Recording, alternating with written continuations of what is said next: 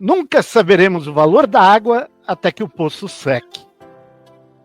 Começamos nosso episódio de hoje com essa fala do clérigo e historiador inglês do século XVII, Thomas Fuller. Fique com a gente para mergulhar no tema sustentabilidade agora mesmo. Este é o podcast Não Custa Pensar, o podcast para quem não tem medo de pensar. Eu sou Henrique Fernandes, consultor e escritor. Eu sou Alex Takayama, empresário e profissional de tecnologia. Hoje temos o prazer de receber em nosso podcast o irmão de nosso companheiro Will, Roger André Marques, que é engenheiro e especialista em sustentabilidade em tecnologia. Para não ficar com sede, fique conosco até o final. Roger, meu caro, foi difícil chegar ao nosso estúdio hoje vindo lá do Guarujá? Nada, foi bem tranquilo. Deu até para pegar umas ondinhas antes da gravação aqui. Bom, pessoal, muito obrigado pelo convite. Estou bem feliz em poder conversar com vocês sobre um dos temas mais importantes aí da nossa atualidade, na minha opinião. Tá? Bom, eu sou o Roger Marques. No momento da gravação desse episódio aqui, estou líder em sustentabilidade e tecnologia na Accenture e também professor de alguns cursos de MBA da Faculdade Exame. Né? Lá eu tive a oportunidade de estruturar a disciplina Meio Ambiente e Inteligência Artificial, né, que eu estou ministrando também. Sempre que tem uma nova turma, eu ministro uma nova aula ali com algumas atualizações. De formação, sou engenheiro eletricista.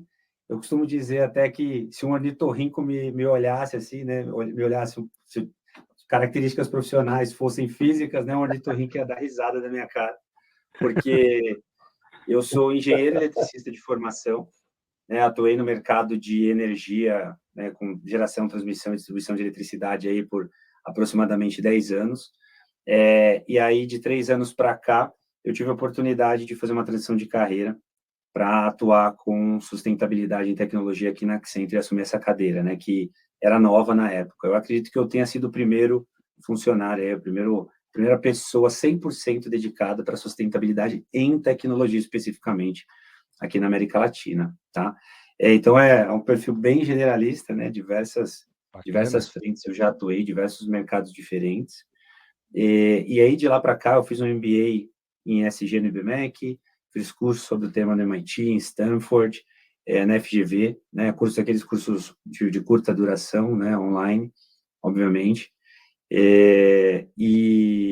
pô, na própria Accenture também, né, que tem muito conteúdo muito bom, muita gente boa, aprendo todos os dias aqui com os nossos times de sustentabilidade, os nossos times de suprimentos, logística, consultoria de diversas coisas, que é um mundo, é muito bacana poder ter acesso a pessoas no mundo inteiro, que inclusive estão vivendo outras realidades, né? Por exemplo, realidade na Europa, né? Que em termos de regulação de sustentabilidade para o mundo corporativo estão bem à frente hoje de diversas partes do mundo, tem muita gente que a gente pode trocar lá, então é bem bacana, tem sido uma experiência muito rica, né?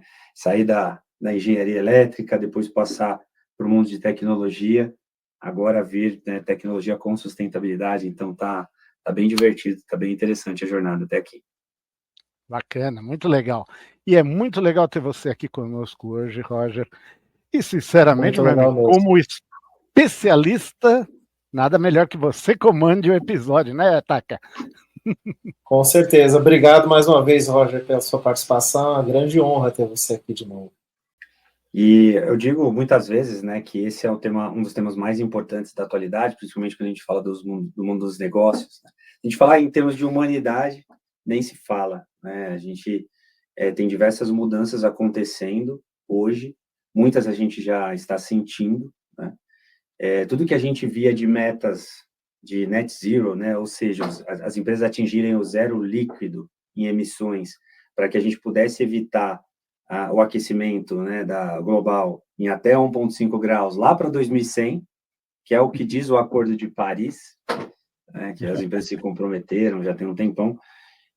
Hoje a gente já vê que estamos há mais de 13 meses, se não me engano, 14 meses já, com temperaturas médias acima de 1,5 grau, frente às temperaturas da época pré-revolução industrial, né, pré-industrialização.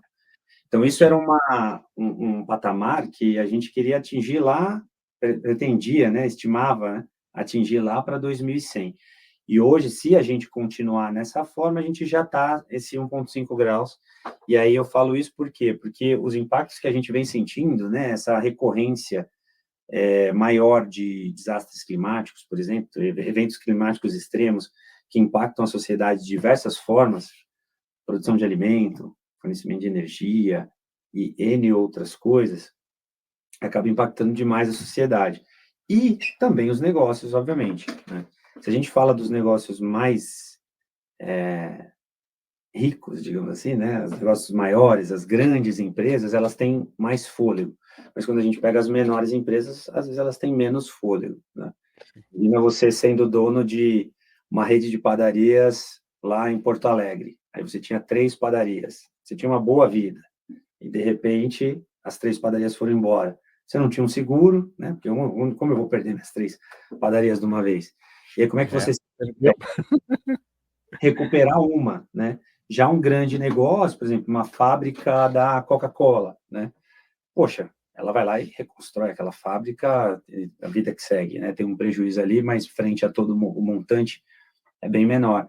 Então, eu digo que é um dos temas mais relevantes. E aí, tem o ambiental, obviamente, mas o social e governança também impactam muito, são temas super relevantes, né? Eu digo que é uma das transformações mais profundas que os negócios vão ter que passar hoje, porque tem uma demanda por entendimento dos impactos que um produto ou um serviço gera em toda a sua cadeia de valor, né? E são sistemas totalmente dinâmicos, né? Hoje você pode estabelecer uma cadeia de valor ali totalmente sustentável, bem adequada, e seu fornecedor vai lá, troca uma matéria-prima que vem de um outro lugar, vem de um outro subfornecedor, de repente, bom, você está dentro de um escândalo aí de trabalho análogo à escravidão, ou... Vide os exemplos da Boeing lá e todos os problemas da cadeia de fornecimento dos aviões deles. Tá? A empresa teve um dano na imagem imenso, né?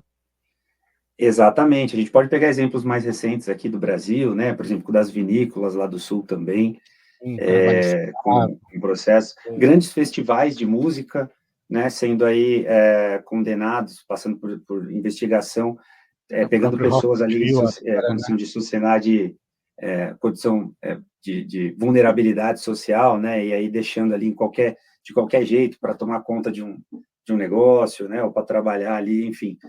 Então, tudo isso hoje começa a ser cada vez mais entendido pela sociedade, e as pressões frente a esses impactos que os negócios geram começam a crescer, né? Então, hoje, todo mundo sofre os impactos das mudanças climáticas. De onde vem a maior fonte, né? Putz, das emissões de gases de efeito estufa. Ah, legal, isso é uma externalidade que, por um acaso, acontece dentro de uma cadeia de valor de um determinado negócio. É ruim. Até hoje não era precificado, né? Essa externalidade, uma externalidade negativa que era compartilhada com a sociedade. Sim. Só que cada vez mais a sociedade tem os sistemas de saúde pressionados, né? Tem diversos outros sistemas, e agora com o advento das mudanças climáticas, muito pressionado, e aí começam putz, e agora? Como é que eu vou fazer? O que está causando? Ah, é a poluição, então vamos começar a regular essa externalidade. E aí começa toda essa transformação do negócio. Então, se tem alguma externalidade negativa na sua cadeia de valor que ela viabiliza o seu negócio hoje, esse negócio tende a não ser perene, né? Então, daí a importância que o investidor traz para essa temática.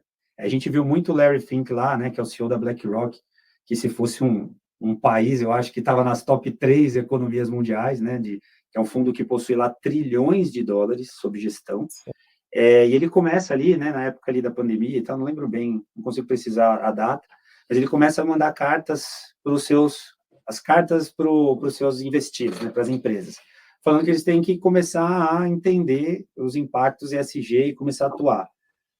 Vem todo o movimento político em cima disso, né? E, inclusive, o termo ESG caiu em desuso pela própria BlackRock. Eles começam a falar mais em investimentos de transição. dada a dificuldade que se tem de medir performance ou medir impactos sociais, por exemplo. O ambiental a gente consegue medir melhor, então o pessoal costuma usar mais isso como parâmetro hoje, né? Então, a gente, por isso que tem muito essa questão de investimentos de transição.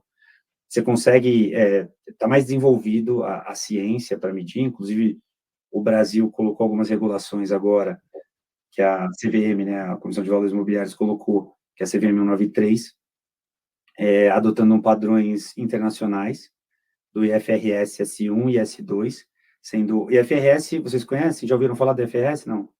Não. Eu não tive IFRS oportunidade. é meio que a instituição que regula ali, que coloca os parâmetros para os reportes financeiros das empresas. Né? Então, antes, lá da crise de 29 nos Estados Unidos, não tinha bem um padrão para as empresas reportarem, né?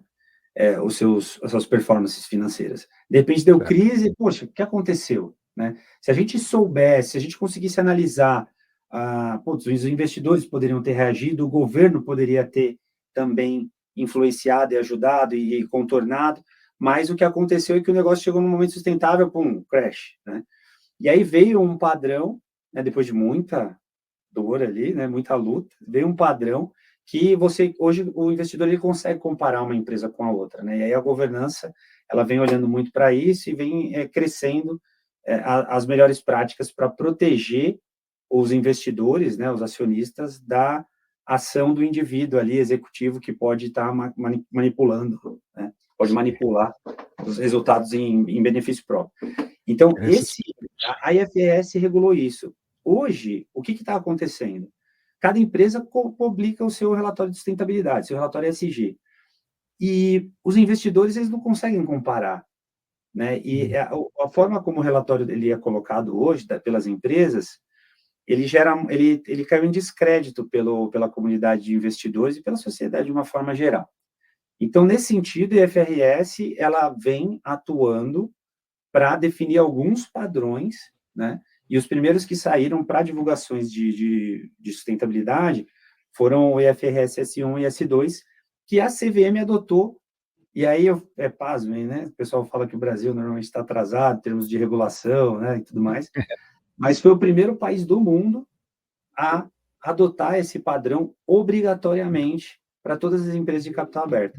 Então, a partir de 2027, as empresas vão ter que reportar com base no exercício fiscal de 2026, todos os riscos e oportunidades ESG, que aí está no IFRS S1, e um específico climático, um reporte específico climático, que é o S2. Como isso vai impactar no valor da empresa, no resultado da empresa. Tá? Então, por exemplo, você pega do S2, né, riscos climáticos. Legal, você estava lá, legal não, né? Péssimo, você estava lá em Porto Alegre, perdeu todo o seu estoque. O que você está fazendo e qual a probabilidade disso acontecer no curto, médio e longo prazo e como isso vai impactar o valor da sua empresa? Você vai ter que investir quanto em mitigação, você vai ter que investir quanto, ou você vai ter que mudar dali, né? Sim. E aí a gente olha para curvas de tendências, né? E aí tem o IPCC, que é o órgão das Nações Unidas, se não me engano, que estuda esses cenários climáticos. Aí tem um cenário mais otimista, tem um pessimista, tem um super ruim, tem alguns cenários lá que você pode tomar como base para poder planejar também essa sua resiliência climática, por exemplo. Né? Então, as empresas vão ter que começar a olhar para isso, vão ter que começar a reportar, e aí pensa que você é uma empresa que está para fazer um investimento numa planta numa região portuária. Essa planta ela tem lá uma curva, um payback lá de 30 anos. Ou será que daqui a 30 anos, se o mar sobe 20 centímetros, será que inviabiliza essa operação naquele lugar? É algo realmente a se levar em consideração, e muito. Pois é, então esses são os riscos físicos, né? Agora tem os riscos de transição. Então, por exemplo, a gente vê aí dos grandes ofensores é a matriz energética mundial, né, para termos de aquecimento global, que é muito dependente de energias fósseis. Né? Sim. No Brasil, também. No Brasil, a gente tem uma matriz elétrica majoritariamente renovável. 80%, quase 90%. Hidrelétrica, né? elétrica, mas a nossa matriz... Sim, mas de origem hidrelétrica, né? Exatamente, hidrelétrica principalmente. Mas a nossa matriz energética, em geral, ela depende muito de combustíveis fósseis, né? Então, tem a matriz energética, que é tudo que é energia que você usa, né? E tem a matriz elétrica, que é um corte daquela matriz energética total. Então, a gente pode até dar uma olhada nos números aqui, dar uma pesquisada rápida, a gente chega nos números e a gente vê essa dependência. Então, a energia é um grande ofensor. E aí entra o risco de transição para uma empresa, por exemplo, né? A partir do momento que eu estou inserido, né, meu negócio, ele é baseado em energias de origem fóssil, que é um grande problema que a gente precisa resolver e eliminar, para evitar esse aquecimento global e determinadas possíveis catástrofes, digamos assim, cenários catastróficos, né? Inclusive, Bill Gates comenta no livro dele, né? Nesse último livro dele, que é exatamente essa questão da necessidade da eliminação completa do uso dos combustíveis fósseis, e não apenas redução, não, eliminação, né? Isso é uma das coisas que ele aborda bastante, né, no Como Evitar um Desastre Climático, né, esse último livro dele, e isso realmente é uma coisa que todo mundo tem que se levar em consideração, né, cara, porque é um veneno que está acabando com a sociedade, está acabando com o meio ambiente, está acabando com o futuro da raça humana, tá?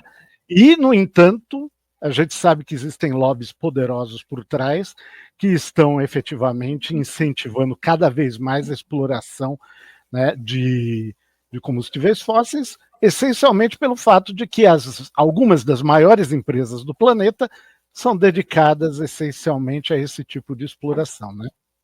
Exatamente. E é um tema que a gente vem há 100 anos desenvolvendo, então é muito eficiente, é muito barato, Sim, né? Por isso que toda a nossa economia ela foi criada com base nisso, né? Então, o próprio Bill Gates comenta, poxa, a gente tem uma população crescente, que ela tem uma demanda crescente por energia, a energia está diretamente relacionada à qualidade de vida, né, da pessoa, porém, a gente desenvolveu uma matriz energética muito eficiente com base em energias, em energias não renováveis, né, principalmente uma matriz fóssil. Então, a gente isso é criou a armadilha perfeita. Exatamente, uma mega armadilha. Então, falando tudo isso, para quê? Para também trazer essa questão do risco de transição que as empresas vão enfrentar, né? Eu estava lendo uma matéria recente no Financial Times, acho que até compartilhei com você, né, Henrique? Falando sobre a diferença do reporte das empresas de óleo e gás na Europa e das empresas americanas. Sim. Porque você descomissionar uma planta desse setor é muito caro. É muito caro, porque o impacto é bem grande, né? Então, você ter um descomissionamento de uma planta dessas é muito caro. E aí, você tinha feito, durante anos, décadas, você estava colocando no seu balanço uma previsão para fazer esse descomissionamento lá daqui 50 anos. E agora a gente tem a necessidade de reduzir para 30, vamos supor. E aí, como é que você traz isso para o seu balanço e como isso vai impactar o retorno para o acionista daquele papel, né, daquele investimento? Sim. Então, a gente vê que isso tem uma certa dificuldade, porque aí o pessoal começa a jogar nas nuances. Pô, mas qual que é o modelo matemático correto? São 30 ou são 40? São 50 ou são 100 anos? E aí fica enquanto isso, tudo pior, certo. Ninguém sabe, né? E fica mais ou menos no mesmo dilema que ficamos na década de 90, 2000, né, 2010. Será que a mudança climática é uma realidade? Não é? E no fim se provou que era uma realidade. Só que aí nessa brincadeira se passaram 30 anos que estão fazendo muita falta. E conforme você comentou, com o fato da gente estar atingindo já as médias de temperatura que eram esperadas para 2100, agora, em 2025, praticamente, nós estamos adiantados 75 anos na desgraça. Entende? Então, meu amigo, eu diria que o buraco é muito mais embaixo. Nós deveríamos nos estar preocupando, essencialmente, nem tanto com a sobrevivência dos negócios, e sim a sobrevivência da própria humanidade. Então, do mesmo modo que efetivamente foram investidas grandes somas, tá, pelo governo dos Estados Unidos na época da Segunda Guerra Mundial, no investimento do projeto Manhattan da bomba nuclear, né, naquele tempo não se pensou em gastar dinheiro porque era uma ameaça do nazismo. Ora, meu caro, meus amigos, nós temos hoje uma ameaça muito maior, que é a mudança climática, tá? E não se vê que realmente os governos estejam tão preocupados e correndo atrás ou investindo da mesma maneira em P&D, em pesquisa e desenvolvimento, da forma que os americanos fizeram na Segunda Guerra Mundial. Ah, meu amigo, e tenhamos a certeza de que o problema das mudanças climáticas é infinitamente pior do que a ameaça nazista foi naquela época, né? Tem um risco bem grande, principalmente quando a gente olha na questão de limites planetários, né? Sim. São os pontos de inflexão. E aí tem alguns pontos de inflexão que a gente está muito próximo de atingir, ou alguns já atingimos e tudo mais. Esses pontos de inflexão são os pontos de não retorno. Então, pensa no seguinte ponto, né? Você chegou num caminho que você não consegue mais retornar para a normalidade, digamos assim, para como a gente conhece, né? E a humanidade, ela é muito nova, né? Na história do mundo, a gente é um nada, né? Na linha do tempo, a gente é um grãozinho ali. 5.000 anos de civilização escrita, sim, muito. Oi? 5.000 anos de civilização escrita, sim, muito. Tudo Exato. anterior a 5.000 anos atrás era considerado pré-história, ou seja, a gente não tem registro. Então, Exatamente. E o interessante é isso, né? É mais uma questão que, aliás, um escritor excelente, que é o Jared Diamond, comenta no livro Colapso, que é essa questão de nós não aprendermos com os erros passados, porque, notoriamente, a história tem demonstrado que civilizações como, por exemplo, a dos Maias, sabe? Antigas civilizações que existiram antes disso mesmo, os sumérios na Mesopotâmia e tudo mais, essas civilizações todas elas decaíram muito devido às mudanças climáticas que já existiam naquele tempo, né? Aliás, um dos fatores que a gente tem que ter em mente agora é essa questão. Havendo mudanças climáticas, vai haver o quê?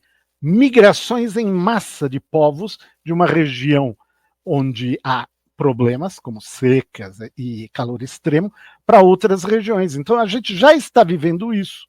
Só que a história já demonstrou que isso aconteceu lá atrás, quando os povos do mar, tá, invadiram essencialmente as regiões do Egito.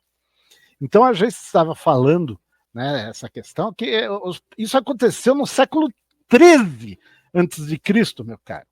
Então, o estudo da história, que é uma coisa tão importante, é negligenciada pela humanidade da mesma forma. Então, esse estudo demonstraria que a preocupação com o meio ambiente é necessária, a preocupação com a escassez de recursos é necessária, mas nós estamos aqui em pleno século XXI, tá? Praticamente um quarto de século já passado, e estamos cometendo exatamente os mesmos erros. Esse ponto que você trouxe, Henrique, eu acho que é muito bacana, do aprendizado com o passado, né? É importante a gente também separar um pouco o que é um evento climático extremo, natural, que pode ocorrer, porque é um sistema muito dinâmico e complexo, né? A Terra pode mudar, né? E mudou ao longo dos séculos, dos milênios, né? E assim vai. Só que a gente passa por muito tempo, por exemplo, né, vamos pegar o caso de Porto Alegre, o que eu ouvi sobre, há 100 anos atrás, ocorreu algo similar. O Sim, que eu li foi algo. diferente? O que choveu agora em uma semana, naquela época choveu em 15 dias, mais ou menos. É absurdo. Né? Então demorou 100 anos para acontecer. Qual é a tendência? Se era de 100 em 100 anos, a tendência com o aquecimento global é que ocorra mais rápido, em intervalo menor. Sim. Né? Então, essa é uma tendência que deve se intensificar. Então, se você se preparava, né? Até eu achei engraçado que eu estava ouvindo um podcast sobre esse tema especificamente. Tinha um muro de contenção que muita gente reclamava que era feio. Porque nunca tinham, a opinião pública era contra aquele muro. Era contra aquele muro. Porque, putz, teve lá 100 anos atrás, teve esse problema, demorou 30 anos para construir, a geração que sofreu o impacto entendia a importância. Aí veio uma geração que, putz, aquele muro era um negócio feio que tirava a visão, né, tirava uma vista, tal, não sei o quê. Aí agora todo mundo quer mais muro. História. Aí todo mundo quer mais muro agora, né? Então, para você ver como a gente também não aprende. Então, a tendência, até o Bill Gates ele fala isso, que, pô, você vai lá e você se... acontecia de 100 em 100 anos. Agora acontece de 70 em 70, estou chutando aqui. Aí daqui a pouco vai acontecer de 40 em 40, né? Quando tiver 20 em 20, não tem como você estar ali naquela região. Então, antigamente, talvez, por um desastre climático que veio numa determinada região, o pessoal fala, putz, não dá para a gente ficar aqui mais. Se eu moro num vale, né, veio uma inundação, já aprendi que eu não posso ficar aqui perto do leito do rio, eu tenho que ir para um outro lugar. E aí a gente trazendo para a realidade nossa agora atual, pega o caso de São Sebastião, né, recente. No sul, se eu não me engano, choveu 600 milímetros agora, né, em Porto Alegre, em uma semana. Em São Sebastião foram 600 milímetros em um dia. Desabou tudo, né? Aquelas árvores ali que estavam ali, sei lá, 50, 60, 70 anos, vieram abaixo. E as pessoas que estavam em diversas regiões ali há uma, às vezes 2 gerações, tiveram que se mudar para outro lugar. Né? Então, a gente já teve uma migração ali climática. Será que a pessoa que está ali, que tinha um negócio lá, por exemplo, no caso do exemplo da padaria, será que ele vai querer continuar ali naquela região? Então, sim, tem os impactos nos negócios, tem um impacto na sociedade que diretamente vai impactar o negócio, né? Mas tudo... Eu tenho essa... Pela minha profissão, eu olho bastante para o impacto dos negócios. Claro. E, pessoalmente, eu olho bastante também para o impacto social, até profissionalmente também, né? Porque sustentabilidade não é só ambiental, né? Você tem diversas frentes sociais, de governança, inclusive de lucratividade também, né? Um negócio que não dá lucro, ele não consegue nem ser um negócio para ser sustentável ou não. Né? Então, isso tudo a gente deve levar em consideração. Mas só queria fazer esse ponto. Tem eventos que acontecem, sim, sempre aconteceram na história, independente da ação do homem, né? Mas o que a gente vê é uma curva acelerada, né, e diversas modificações pela ação do homem, aí depois da Revolução Industrial, que estão acelerando muito esses processos. Esse é o grande problema. Da Revolução Industrial para cá houve um aumento tão grande nas emissões de gás carbônico na atmosfera, que, sinceramente, nós, como você comentou, não temos como voltar atrás e retornar àqueles índices daquela época. Não tem mais condições. É isso que a gente persegue, que todo mundo está perseguindo. Nas COP se discute muito, né? O Acordo de Paris veio para isso, que é justamente essa questão do net zero. A gente precisa desacoplar a economia do carbono, né? Da emissão de gases de efeito estufa. Sim. Tá?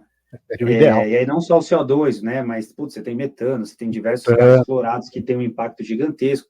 Só que a diferença, por exemplo, desses outros gases, né, do CFC, aquela história toda, é que eles têm um impacto, eles são dezenas de vezes mais perigosos, assim, tem um impacto dezenas de vezes maior para o aquecimento global, só que ele se dissipa mais rapidamente.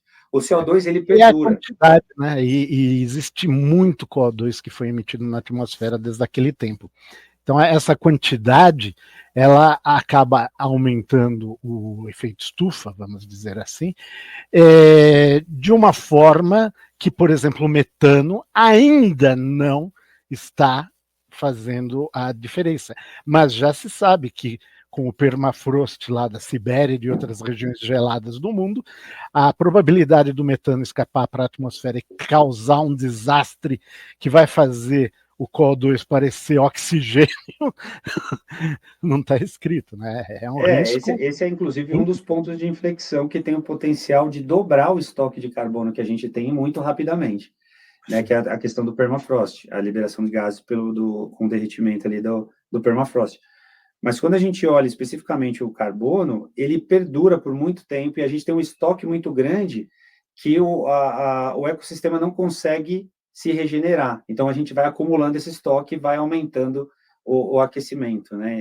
Esse é o ponto. E aí todo mundo está tentando esse desacoplamento, buscando net zero, né? Que é você mitigar, reduzir, né? Não é compensar, você ser... Não, realmente. Porque tem conceitos diferentes, né? Você pode emitir, mas compensar, né? E você pode não emitir, né? Compensar o mínimo possível. Então, esse que é o foco, né? Você não emitir. Né? É o que o Bill Gates comenta lá no livro, né? Que, exatamente. Aliás, uma outra coisa bastante interessante nessa questão é que eu estava lendo hoje mesmo, o pessoal está focando muito nessas tecnologias de sequestro de carbono, que, aliás, seria uma forma de reduzir o carbono já existente na atmosfera. Mas, na tua opinião, Roger, você acha que isso daí realmente vai fazer alguma diferença? Ou é mais ao estilo marketing do que outra coisa? Ele falou da opinião mesmo, né? É opinião. A gente não...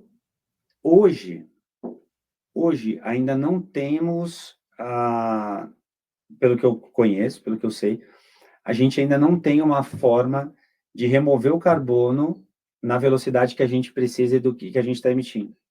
Então, o Bill Gates, ele traz lá isso, ele traz esse é bem interessante, né? Que ele faz uma conta, ele fala, poxa, se eu for resolver, você fala de remover carbono, né? E todo mundo fala, vamos reflorestar, né? Vamos reflorestar. E aí, quando você vai reflorestar, a gente emite em torno de 51 gigatoneladas ano, pelo que ele traz no livro, se eu não me engano, posso estar errado aqui, mas aí o pessoal me corrige depois. Mas a gente emite um tanto aqui, e se eu for plantar árvore para reduzir que seja 1%, acho que é essa conta que ele faz, desse volume anual, eu precisaria de 150 milhões de quilômetros quadrados, uma conta absurda, né? Que é mais do que a área que a gente tem disponível hoje. Então, a árvore, a floresta por si só, ela funciona como um regulador de clima para N outras coisas. É super importante a gente manter a floresta em pé, ela tem um papel gigantesco, né, na regulação da vida como ela é, vamos chamar assim, da vida como ela é hoje. Né, para regular hoje, para permitir que a gente consiga que chova em determinados lugares onde a gente está acostumado a plantar alimento, que tem um solo bom, que a gente consegue exportar para o mundo inteiro e aí consegue fazer tudo aquilo. Então, é super importante, mas ela não pode ser considerada uma solução para a descarbonização. E aí a gente precisa desenvolver outras soluções. E eu gosto muito da abordagem que ele traz no livro, lá, Como Evitar o Desastre Climático, que precisamos desenvolver tecnologias para, de fato, filtrar esse ar, remover o carbono mecanicamente, isso deve evoluir, desenvolver fontes alternativas de energia que não emitam gás carbônico, e aí é um tema super polêmico, que ele traz a energia nuclear, né, para a mesa, que eu acredito...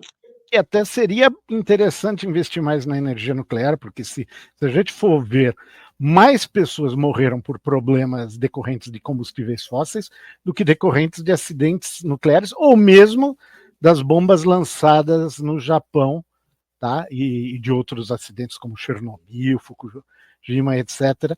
Então, notoriamente, o nosso inimigo mortal hoje são, né, os combustíveis fósseis. Então, eu diria que uma saída realmente é essa da energia nuclear. Eu concordo com ele nesse sentido. Tem um caminho aí. E aí eu gosto, né, de pessoas como o Bill Gates olhando para isso, porque hoje o setor de tecnologia ele é intensivo em consumo de energia, né, e de recursos naturais. Então, eu acredito que, como é um setor que tem muito recurso disponível, eles podem sendo um problema material para eles, né, um problema que de fato impacta no negócio deles, gerando uma externalidade negativa absurda, né, que são as emissões por conta dessa matriz energética majoritariamente fóssil, eu acredito que eles devam investir em fontes alternativas de energia, e aí por uma necessidade, e aí entra de novo o risco de transição que eu falei, hoje eles têm esse risco de transição na mesa, que é a alta dependência de consumo de energia elétrica. Como é que eles vão trabalhar isso? Entende? Então, a indústria de tecnologia hoje, que é uma das bases aí da sociedade moderna, digamos assim, ela vai ter que resolver esse problema e talvez ela traga, né, essa solução.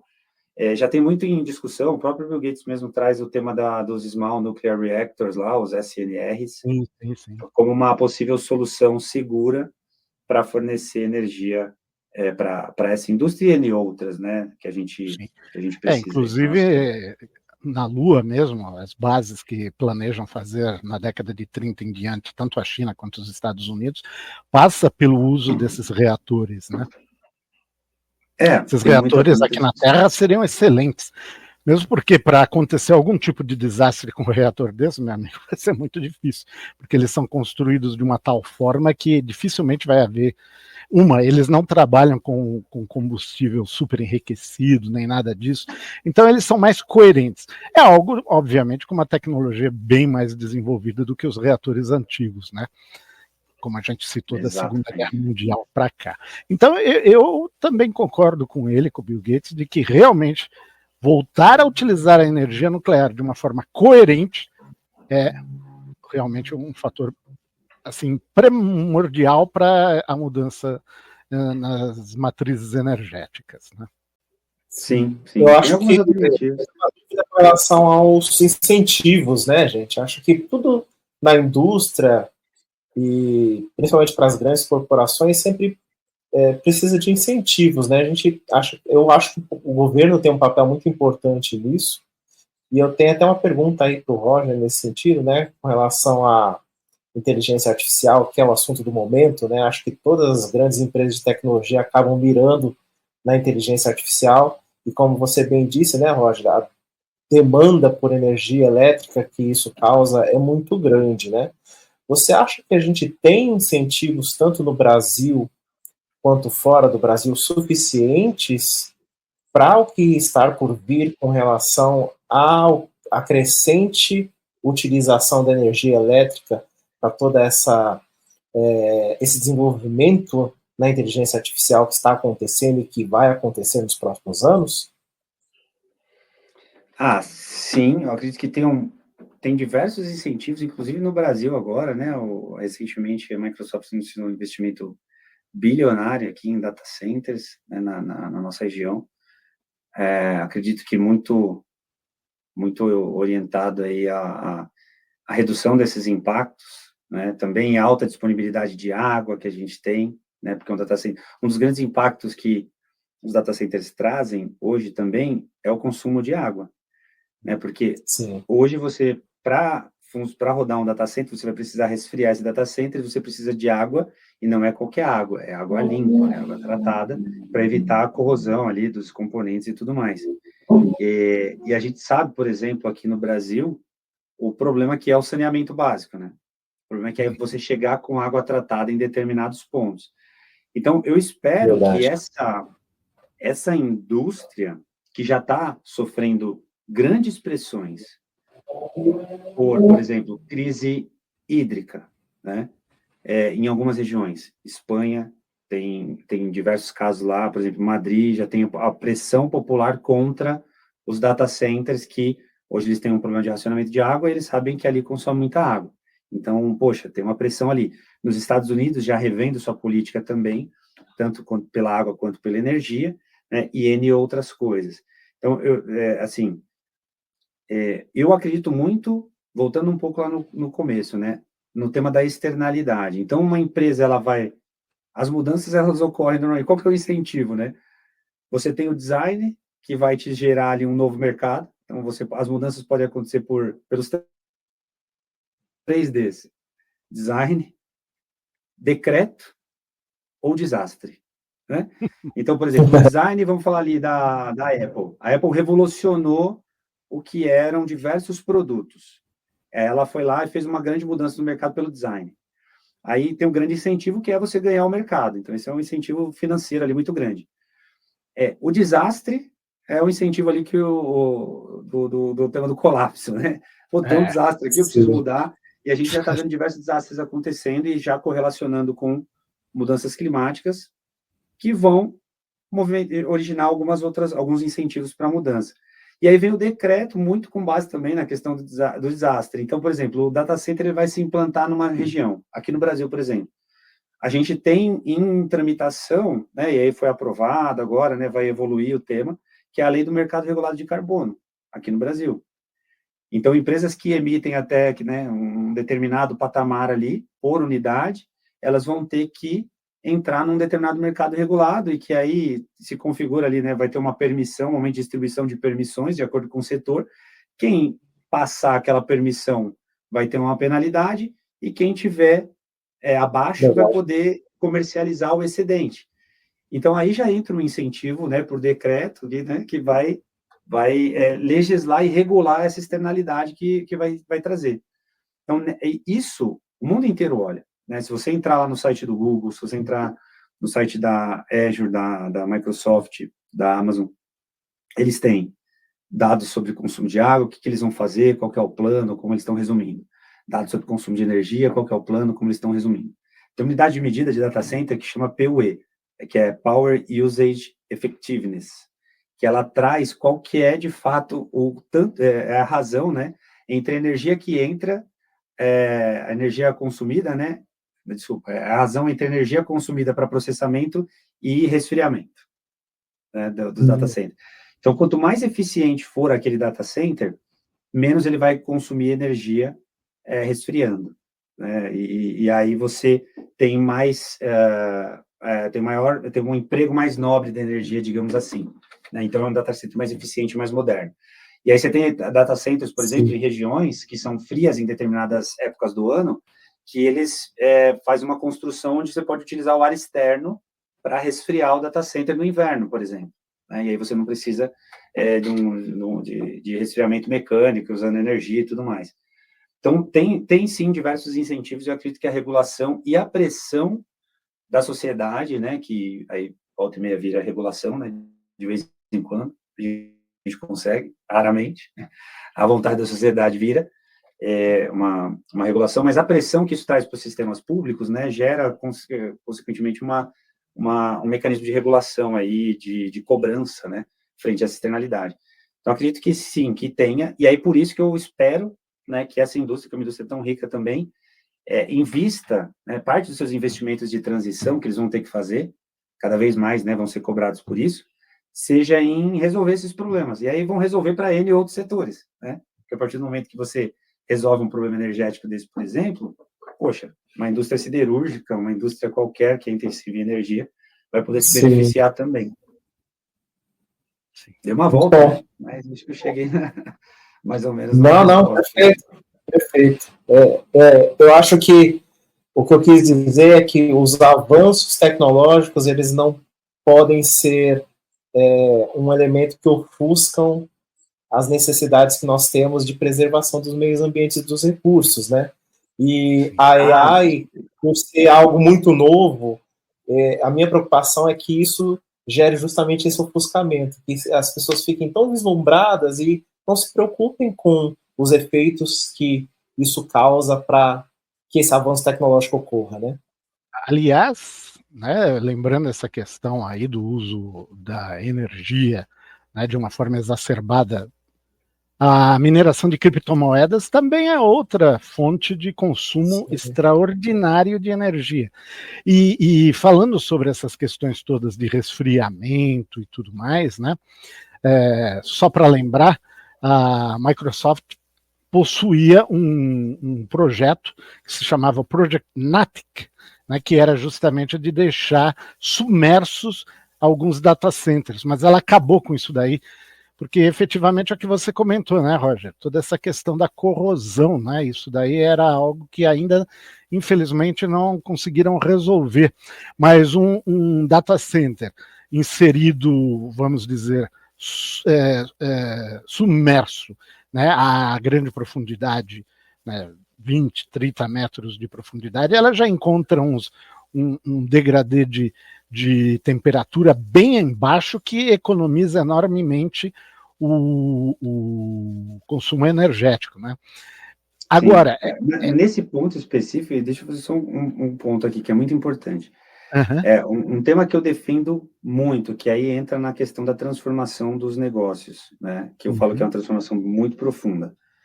A gente precisa começar a repensar a forma como a gente entende uma solução. Porque, por exemplo, não está claro para mim, eu não fui muito a fundo dessa solução da Microsoft. Eu lembro desse movimento deles de colocarem um container com servidores embaixo do mar.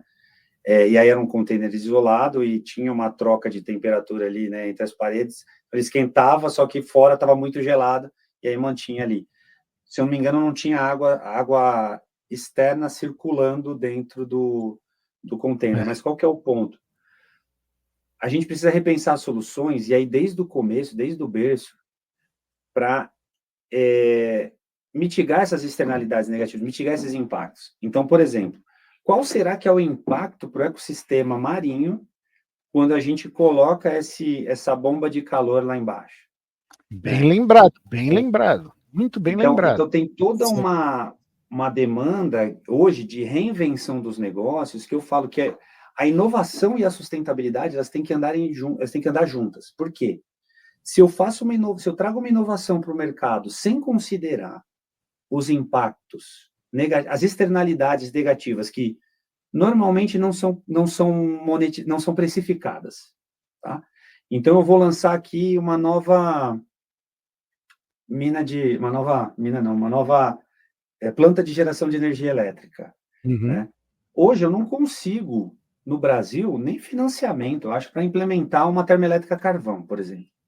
Acredito eu. Eu vi umas conversas que tinham algumas coisas para regular o sistema e tal, não sei o quê, mas é muito difícil hoje, em diversas regiões do mundo, você conseguir investimento para isso. Por quê? Porque já é reconhecido o impacto no meio ambiente negativo, e a precificação desse negócio vai inviabilizar essa planta no curto prazo.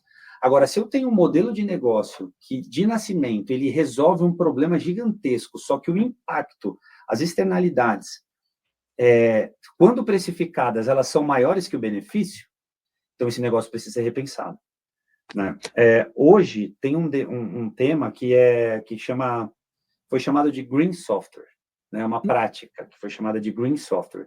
E tem a Green Software Foundation, né? Pode entrar aí, procurar Green Software Foundation, que eles têm, inclusive, cursos sobre como desenvolver softwares mais sustentáveis, como desenvolver IA de uma forma mais sustentável, como você treina o algoritmo de forma a consumir menos recurso.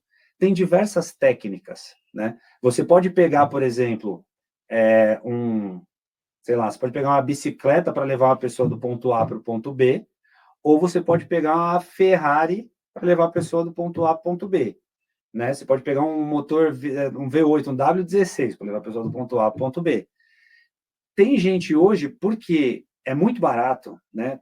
O processamento acho que é virtualmente infinito, está relativamente muito mais barato processar hoje, que a pessoa não se preocupa nesses impactos quando ela vai treinar o modelo, por exemplo, porque o recurso é muito abundante. E a externalidade ainda não está precificada. Né? E aí, o que a Green Software Foundation traz? Ela traz mecanismos para você, para deixar o desenvolvedor ali, né, a equipe do projeto de desenvolvimento de software, consciente desses impactos, trazer uma consciência de carbono, por exemplo, né, ou de consumo de água e tudo mais, para que isso entre também como um fator do projeto. E é isso falando de tecnologia, mas isso vale para qualquer coisa qualquer produto ou serviço que eu vou lançar. Então, eu tenho que ter sustentabilidade embutida ali, né? Na concepção. Uma das coisas que nas nossas conversas ficou bastante claro é que esse tipo de pensamento não existia no passado. Tanto não existia que hoje, por exemplo, a gente tem a febre dos plásticos, e não sabemos o que fazer com eles, exatamente porque não se pensou de início em como isso iria afetar o meio ambiente, em como isso iria afetar a vida das pessoas. Então, quer dizer, faltou sempre na humanidade, principalmente na questão que envolve bolso, ou seja, negócios, que se esquece, né? É interessante, se esquece, talvez propositalmente, não se sabe, dos impactos que isso causa, entende? O risco das inovações, né? Porque, por exemplo, quando surgiu a rede social, quem imaginava que hoje a gente ia viver uma epidemia de solidão, que a OMS já coloca isso, né? Sim. Já recentemente trouxe estudos apontando que hoje a gente vive uma epidemia de solidão, e muitas vezes é correlacionada com o uso excessivo de redes sociais. Né? Então, a pessoa está conectada com tudo e, ao mesmo tempo, não está conectada com nada ali na realidade. Não se esperava isso, né?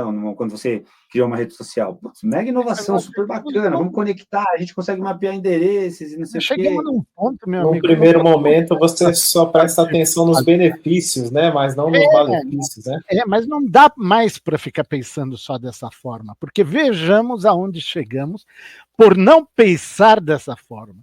Tá? A crise, só para um exemplo, a crise dos opioides lá nos Estados Unidos. Meu amigo, pelo amor de Deus, se você vai lançar um novo produto, se você vai gerar uma inovação e tudo mais, não é só pensar no lado positivo dela, não. Você tem que pensar também que ela, assim como tudo, tem um lado negativo. E quais seriam esses lados negativos? Que, como você mesmo comentou, né, nessa questão da precificação, é um fator sine qua non, meu amigo. Isso pode inviabilizar qualquer negócio. Olha o caso, por exemplo, da Johnson & Johnson, que sofre agora processos imensos pelo talco cancerígeno. Meu amigo, todo mundo usou talco quando era criança e tudo mais, sabe Deus há quantas e quantas décadas. Bom, é cancerígeno. E agora, meu? E o amianto? E agora, meu cara? Isso não se pensou naquele tempo.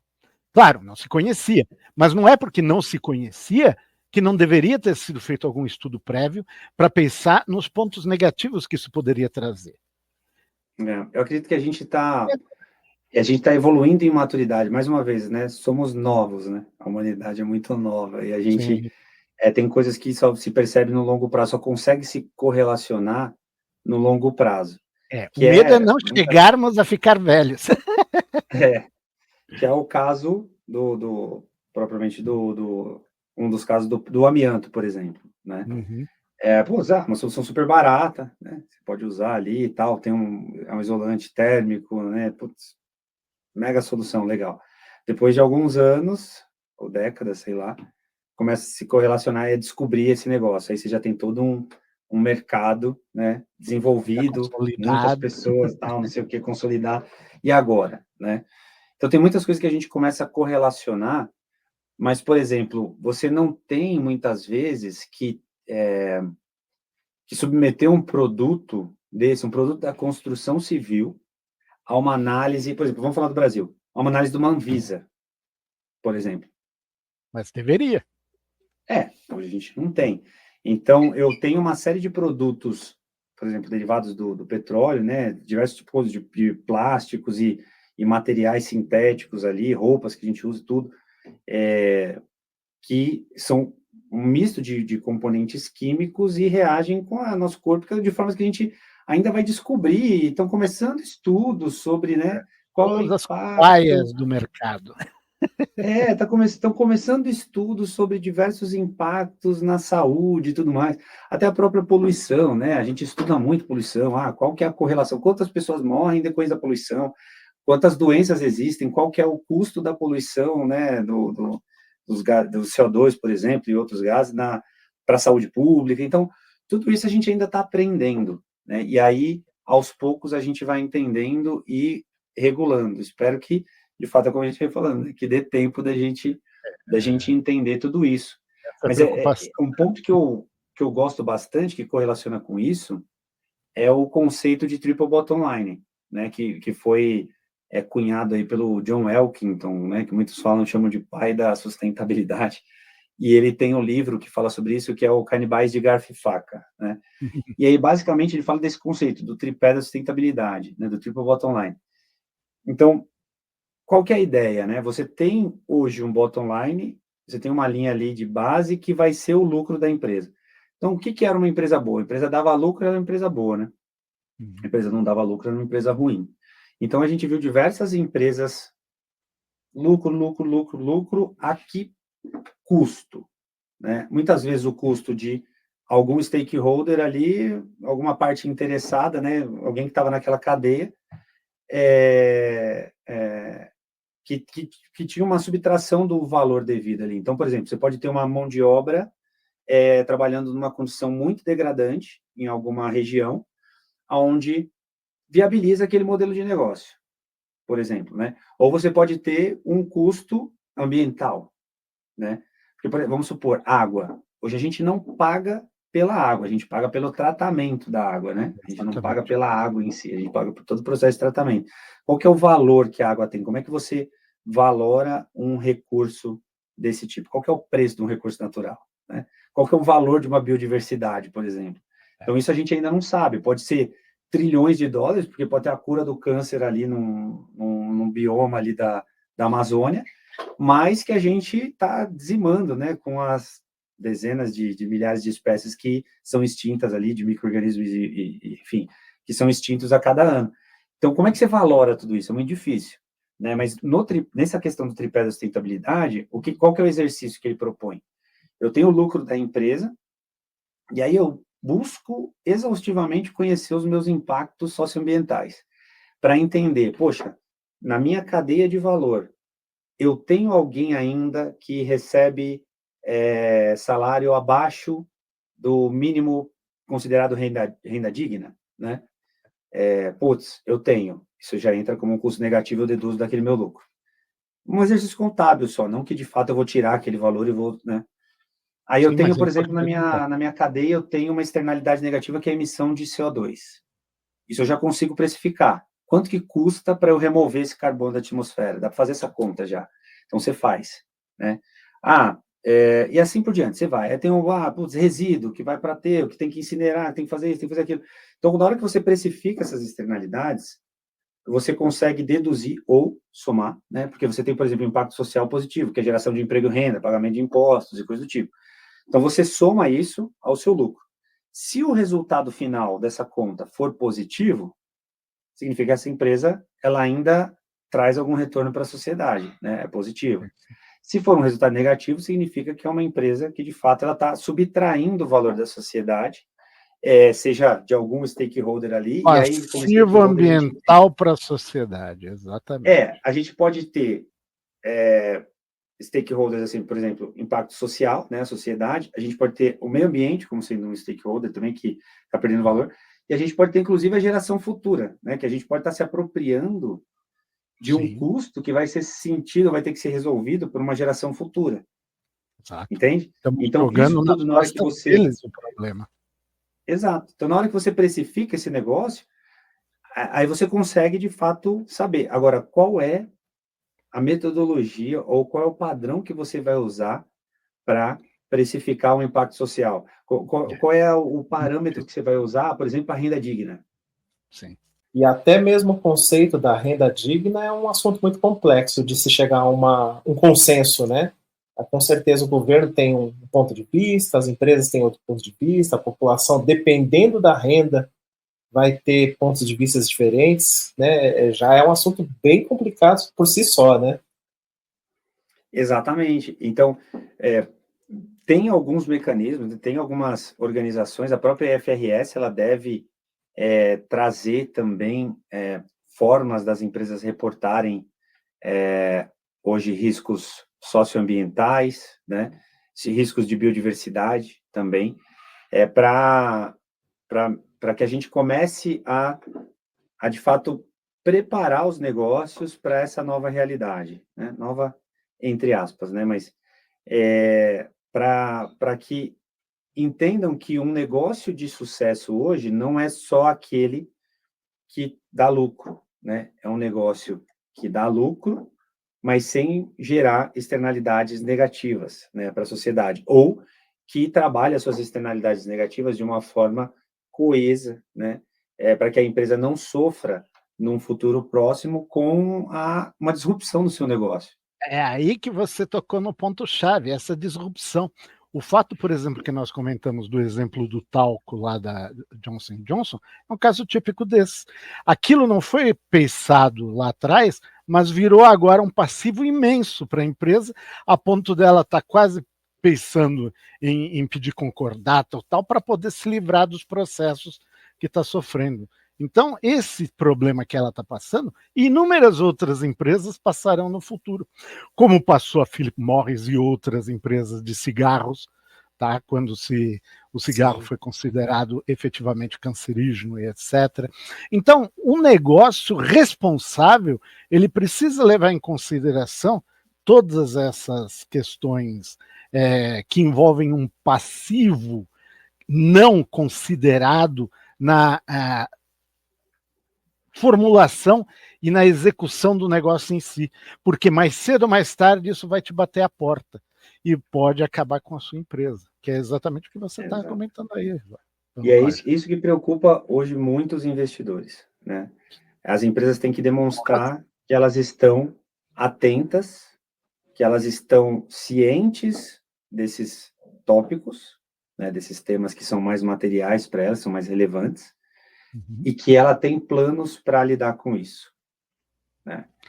Se a empresa de fato demonstra isso, ela é uma empresa mais atraente do ponto de vista dos investidores. Mas hoje, muitas vezes, o que o mercado olha, né, é o quê? É o curto prazo, é o lucro, né? Pouca gente pergunta hoje, por exemplo, para um assessor de investimento, se aquela empresa que eles estão recomendando, se tem boas práticas de sustentabilidade. O cara fala, o quê?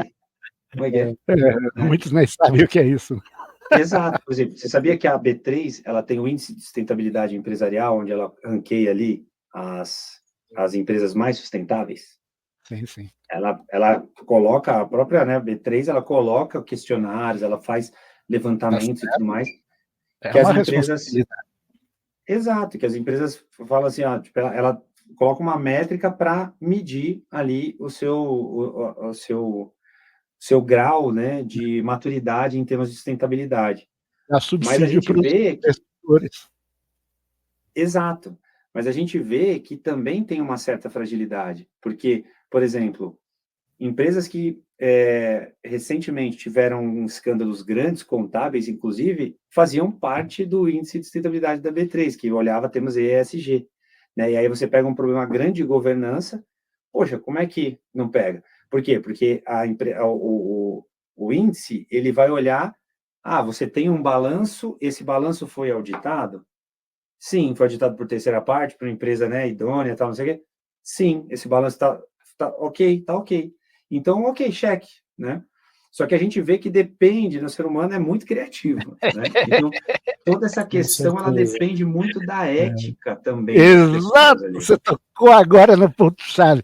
Isso é a coisa que mais me passa pela cabeça. A questão de que nós sabemos que tanto o ESG quanto outras iniciativas que existem e existiram, ISO 9000, ISO 14000, tudo isso daí funciona muito bem no papel, mas foi marketing puro e simples. Aquilo estava para inglês ver, não para efetivamente ser usado para aprimorar a gestão. Tá? Então, essa foi a grande questão. E até que ponto, hoje, isso ainda é, vamos dizer, marketing e não uma iniciativa séria destinada a futuro.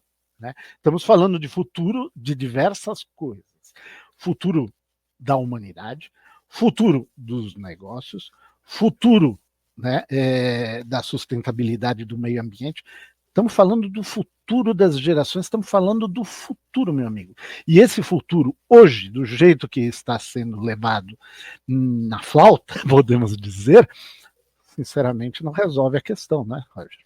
Você também concorda com isso? eu concordo, mas todas essas tentativas, né, como você comentou, a própria ISO, né, a questão da sustentabilidade, governança corporativa e tudo mais, ela pode ser um cheque para estar ali, né, para estar aderente, né, para estar compliance, né, para estar, como eu posso dizer, para estar, você atender o compliance, né, você está... Exato. É Eu mais diria, uma ferramenta, né?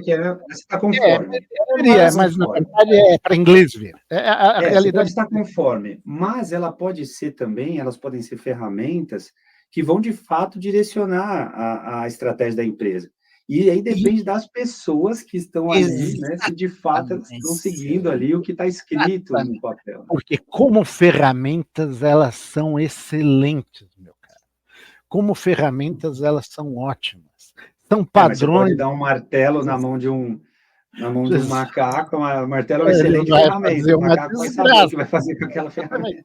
Então, aí você tocou a grande questão, que é essa questão da ética, né? Que, sinceramente, eu diria que é a chave, é a espinha dorsal de todo o processo. A falta, melhor dizendo, de ética nos negócios, no governo, na sociedade em geral, eu diria que é o grande problema. Então, o grande problema não está nas tecnologias, o grande problema não está na mudança climática, o grande problema está na realidade, é nas atitudes humanas. Então, aquela questão, né? Por exemplo, nós sabemos que os combustíveis fósseis fazem muito mal para o meio ambiente, para a saúde, etc.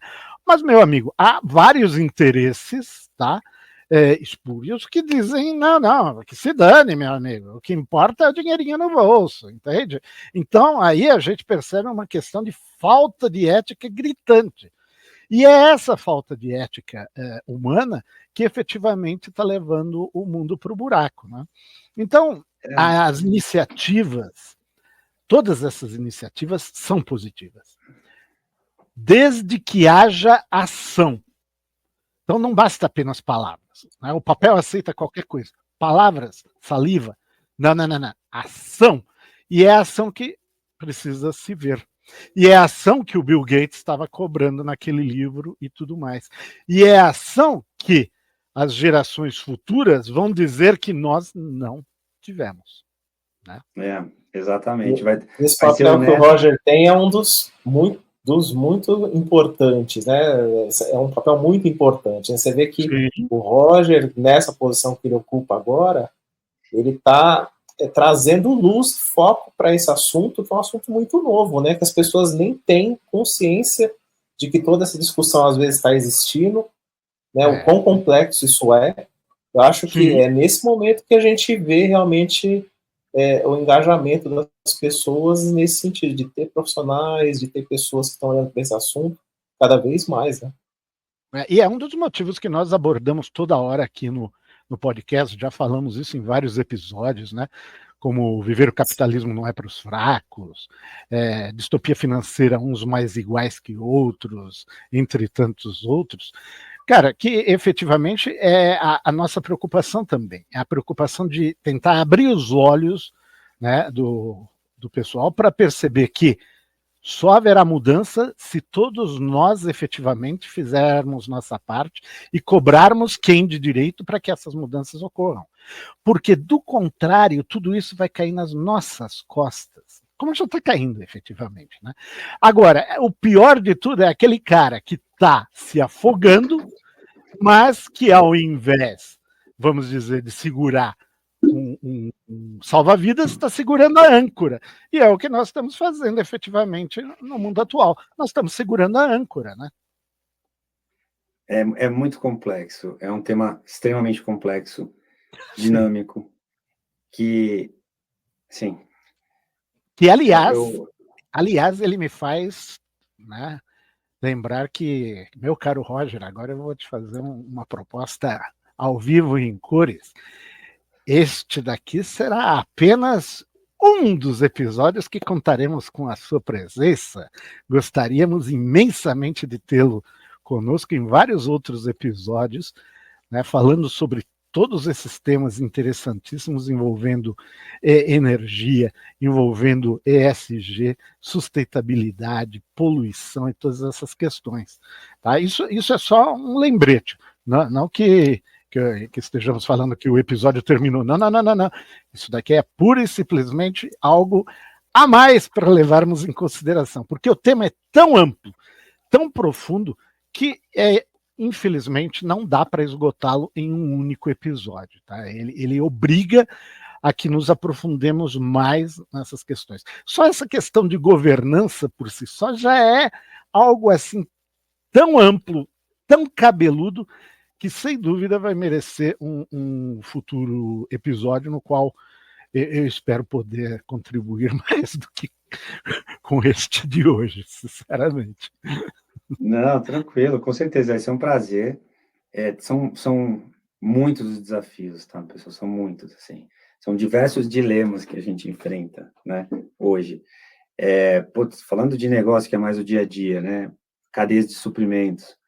Imagina, por exemplo, tem uma nova regulação na União Europeia, que é a CSDDD, eles estão chamando de CS-DDD, que é Corporate Sustainability Due Diligence Directive, que passa para as corporações com determinados níveis de faturamento, e aí começando nas super grandes, né, e aí ano após ano vai diminuindo, faturamento na União Europeia, né, obrigando, essa legislação obriga as empresas a fazer a due diligence, né, a fiscalizar temas sociais e ambientais de toda a sua cadeia de valor.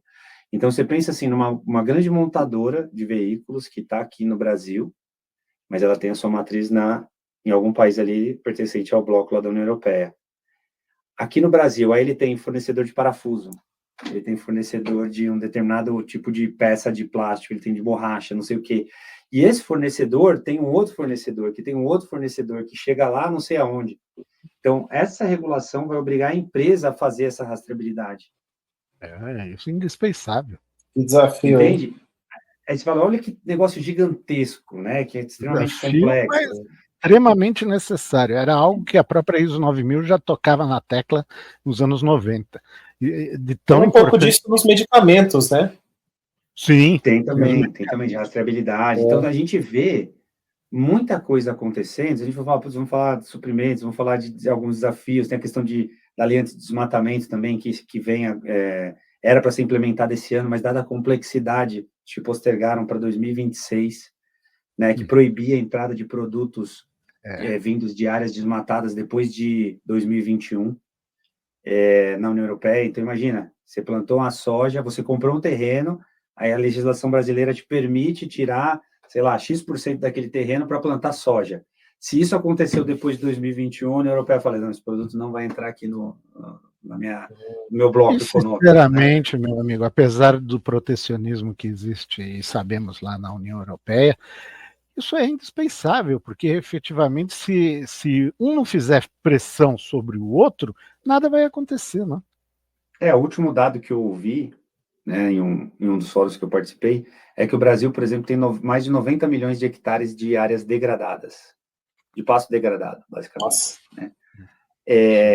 Que dava para a gente dobrar a nossa produção de alimentos, do que quer que fosse, sem desmatar sem derrubar uma árvore. Então, assim, ser mais do que dobra, né? Então, são coisas assim que, algumas incoerências e inconsistências que a gente precisa começar a olhar e falar, putz, peraí, vamos dar uma repensada.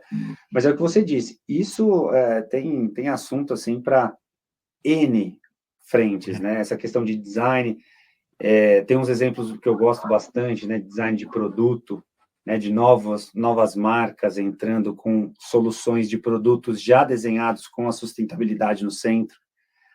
Sempre que a gente fala disso, a gente fala por exemplo, lembra da Patagônia, que é aquela marca de roupas, né? É do Yvon Chouinard, se eu não me engano. Ele tem até um livro que chama Let My People Go Surfing. Eu gostei já muito desse cara, porque, né? Let My People Go Surfing é fantástico o slogan do livro. Adora. Exatamente, que ele traz essa questão de... O livro é legal porque ele traz um pouco de da biografia dele, traz um pouco de negócio. Consumo consciente, né? Exato. Então, é uma empresa que... esse rapaz é muito interessante. Exatamente. Ele chegou na Black Friday e colocou uma página inteira no New York Times falando, não compre essa jaqueta, repense seu consumo. Aí você vai para algum lugar, você vai fazer vai para uma região fria, vai fazer um esqui, alguma coisa, ele te aluga uma roupa, ele não te vende. Ele te vende também, se quiser, mas ele te dá a opção de alugar. E se você é uma pessoa que compra e usa bastante, sei lá, você usa uma vez a cada inverno, aí ela rasgou, ele arruma para você aquela roupa. Né? Então, quando é uma empresa que ela produtos com garantia vitalícia, né? Exatamente. Maravilha. Então, precisávamos mais muitas coisas. Exatamente. Aí tem outros temas que a gente pode tratar, que é também de circularidade, que eu estou gostando, estou estudando bastante também, estou vendo de modelos de negócios que podem ser repensados de uma vez, né, repensados com a sustentabilidade no centro. Você tira a questão do consumo, né, de possuir para usar, né? Então, imagina carros, por exemplo, né? Sim. Quantos por cento, por exemplo, você tem um prédio, não sei se vocês moram em prédio, mas enfim, quem estiver vendo mora num prédio. Qual que é a taxa de utilização dos carros que estão no estacionamento do prédio?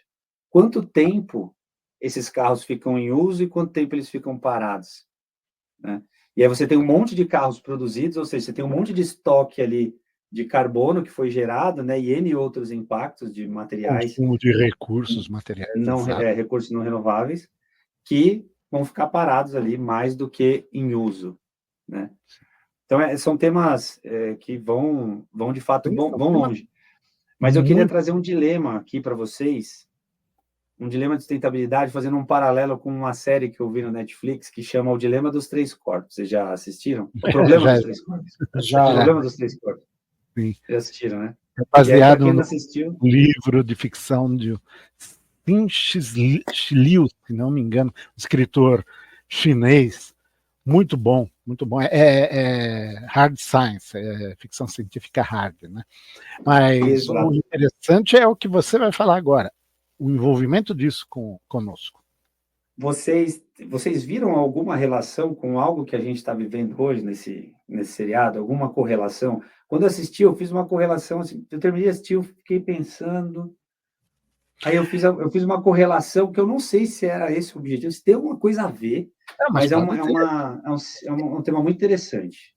Uma das coisas que a mim me chamou a atenção era aquela questão porque ali existiam mudanças climáticas que aconteciam em um período de tempo muito curto, naquele ambiente que os alienígenas estavam mostrando, né? Então, ali, por exemplo, aquele povo ele tinha que se adequar, né, à escassez de água, à escassez de sol, ou ao frio, ou à seca. Então, isso daí nos remete a uma questão de resiliência que efetivamente eu não enxergo que a raça humana tenha. Tá? E isso foi uma das coisas que eu vi, essencialmente. Né? Porque o interessante... Essa é uma boa, é um bom ponto também, que eu não tinha percebido, não tinha feito mas essa que é a coisa interessante. Quando você tem um bom filme, um bom livro, uma boa série, uma boa música, que te dá um estalo, e vai te dar um estalo, a mim, diferente a você, diferente ao Alex e a quem estiver nos assistindo, porque efetivamente, para cada um de nós, vai estar tocando num ponto-chave, num dos pontos da nossa vivência, num dos pontos das nossas preocupações. Eu tenho fortes preocupações com o meio ambiente, então aquilo lá me tocou nesse sentido, né? Muito bom. E você, Alex, chegou a fazer algum paralelo com alguma situação que a gente está vivendo hoje? Eu acho que um paralelo que eu tenho era como era fácil tudo virar um caos, né? Acho que ali né, foi muito rápido, né? Assim, às vezes a gente menospreza o quão complexo o ambiente é ou o quanto simples ele é, né? Com o quão simples ele é. E de repente tudo vira um caos muito rápido, né? O status e a nossa situação atual, de repente, pode virar de ponta cabeça, né? É muito frágil, né? É um tecido muito frágil, né, que a gente tem. Sim. Então, O que me chamou a atenção lá, né? Aí, para quem não assistiu ainda, spoiler, tá? Vamos falar qual que é a temática central. Bom, descobrem que tem uma raça alienígena superior vindo para a Terra e vai demorar 400 anos para chegar. Sim. 400 anos para chegar. Você é uma das mentes mais brilhantes do mundo. Eles juntam os cientistas, né, as pessoas mais brilhantes ali do mundo para discutir esse problema. Né? E aí eles têm avanços gigantescos, assim, a cobrança em cima dessas pessoas começa a ser absurda, né, a ponto dela ter que abrir mão da vida dela. Tem até uma pessoa que não tem escolha, porque ela tem uma capacidade, ela tem uma característica, né, uma habilidade, que ela não tem escolha, simplesmente o pessoal pega e fala assim, ó, você agora vai fazer isso. Não, mas eu não quero, mas não, entendi. Você vai, é você, né? Então, beleza, vamos supor, hoje, vamos lá no filme, né? Então você é no seriado, você é uma das mentes mais brilhantes do mundo. Vai demorar 400 anos para os alienígenas chegarem. Daqui 400 anos, quem que você conhece vai estar vivo? Praticamente ninguém.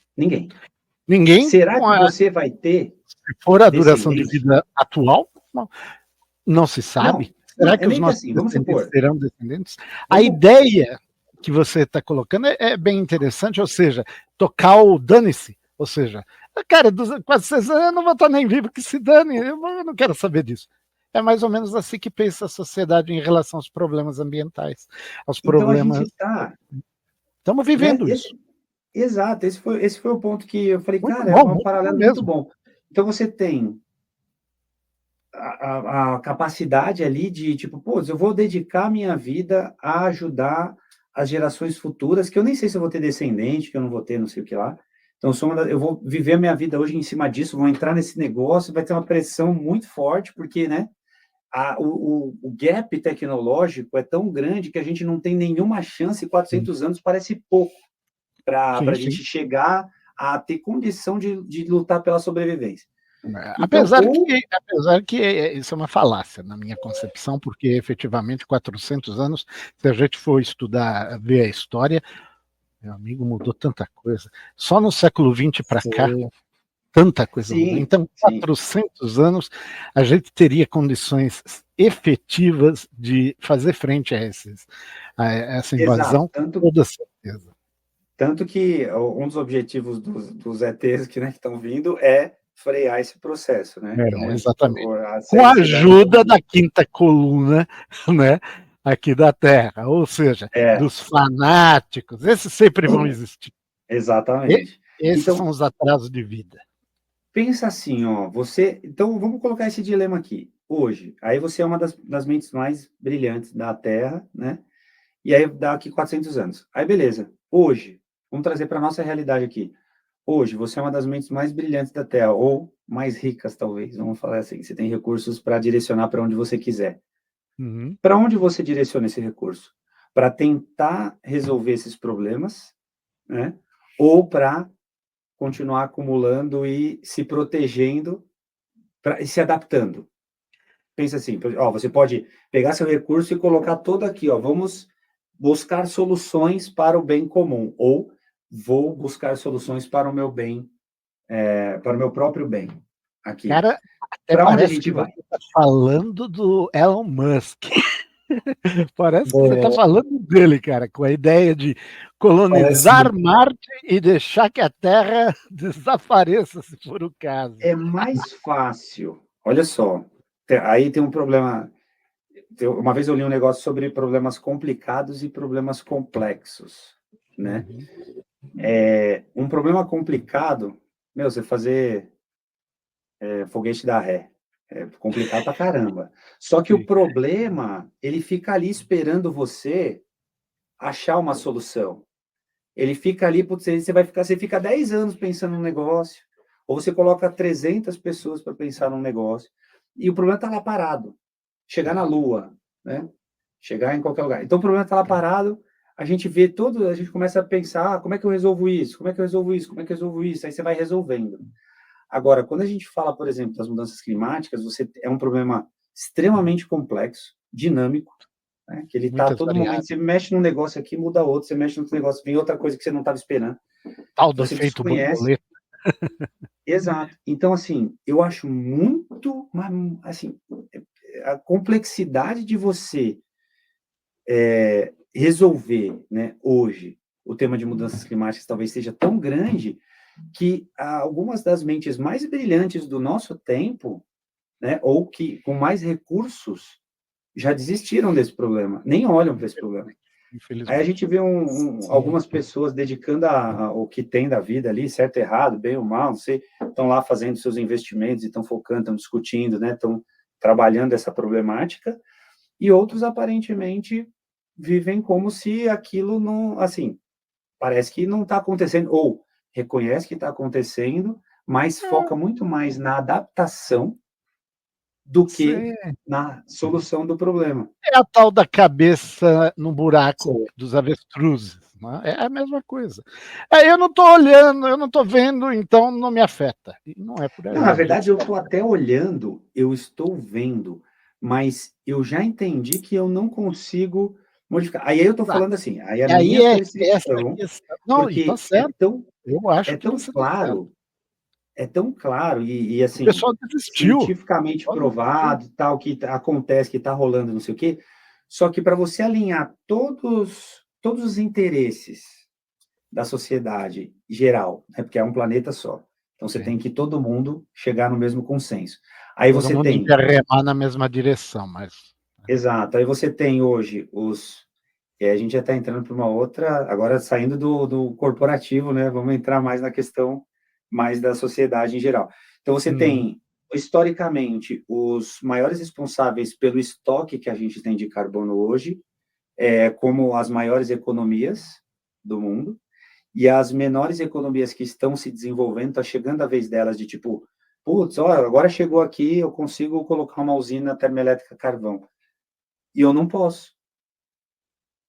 Eu não posso. Não posso. Sim. E a outra, que é mais limpa, a energia mais limpa, é muito mais cara. E aí você chega lá... Né? Exato, e aí você chega lá na COP, o pessoal estima trilhões de dólares, 1,3, se eu não me engano, de dólar, para que você tenha essa transição de uma forma justa, então de você movimentar esses recursos, né, para que a gente consiga crescer de uma forma mais justa e coesa, né? E as negociações levam a 300 bi, com muito, assim, depois de décadas negociando. Então, a dificuldade é muito ampla. Aí o desafio que eu faria hoje para as mentes mais brilhantes se você é realmente inteligente demais, né? Nossa, eu sou o cara mais inteligente do mundo, né? Eu estou aqui fazendo, olha só que bonito, tá todo mundo foguete aqui, que dá ré, foguete dando ré e tudo mais. Então, resolve aqui, traz uma solução para a captura de carbono, por exemplo, traz uma solução para a energia. Exatamente. Sim. Ou seja, uma participação maior, porque você também faz parte da sociedade, meu querido. Não é porque você é bilionário e pode fugir para Marte que você não faz parte da sociedade, não. Não é nem fugir para Marte. Beleza, a partir do momento, sei lá, aí eu vou viajar aqui agora. Ultrapasso os limites planetários, aí eu tenho uma desertificação do meio, aqui da Terra, onde a gente produz grande parte dos nossos alimentos. Eu vou ter pequenos oásis, vamos dizer assim, onde você consegue sobreviver. Estou chutando, tá? Não tem nada científico aqui. Eu estou viajando aqui na ideia. Não importa. Pensando com a boca. A humanidade não acaba. Eu tenho pequenos refúgios, eu tenho formas de sobreviver, que seja embaixo da terra, ovos seja em diversas cestas. A ideia dos ovos em cestas diferentes. A humanidade sobrevive. Quem vai ter mais recurso vai sobreviver. Aí, trazendo para a nossa realidade, é aquele cara da padaria, que eu falei que tinha 3, né? E o cara que tem empresas espalhadas pelo mundo inteiro. Quem tem 3 padarias vai morrer ali, né? Acabou, não vai mais ter como, né? Não vai ter mais negócio. Agora, quem tinha empresas espalhadas pelo mundo inteiro, em algum lugar onde ainda puder ter, viabilizar, vai ter ainda, né? E vai continuar existindo. Então, tem muita gente... Antigamente não se falava em adaptação, né? Se falava em, a gente precisa resolver, né? Mitigação só. Mitigação. Hoje se fala muito em adaptação, justamente nessa linha, porque, será que a gente não tem realmente como desacoplar, né, desses impactos negativos, principalmente focado nas mudanças climáticas? A gente sabe que existe. É aquela questão do humano envolvido. Né? Até que ponto o humano está a fim de abrir mão de seus privilégios e de suas benesses e pensar nos demais, né, os próximos, os que estão ao seu lado, nas gerações futuras, né, que ele nem está nem aí, etc. E, meu caro, e é aí que reside o grande problema e a minha grande frustração. Eu imagino efetivamente que a coisa toda vai acabar indo para o buraco, porque nós não tomamos a atitude correta. Do the right thing. Nós não fazemos isso, não.